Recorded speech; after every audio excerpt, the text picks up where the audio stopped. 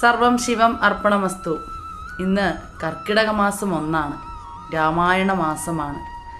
എല്ലാ വീടുകളിലും ത്രിസന്ധ്യ സമയത്ത് രാമായണ പാരായണം നമ്മൾക്ക് കേൾക്കാം.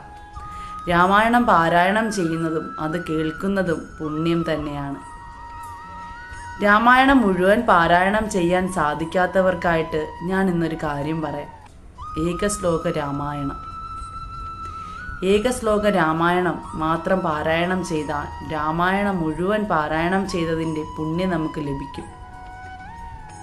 എന്താണ് ഏകശ്ലോക രാമായണം എന്ന് ഞാൻ എൻ്റെ വീഡിയോയിൽ പറയുന്നുണ്ട്. നിങ്ങൾക്ക് ആ വീഡിയോ പോയി കണ്ട് നിങ്ങൾക്ക് മനസ്സിലാക്കാവുന്നതാണ്. രാമായണം പാരായണം ചെയ്യാത്തവർ ഏകശ്ലോക പാരായണം ചെയ്യുക. അതുവഴി ഭഗവാന്റെ പുണ്യവും അനുഗ്രഹവും നേടിയെടുക്കുക. നന്ദി, നമസ്കാരം.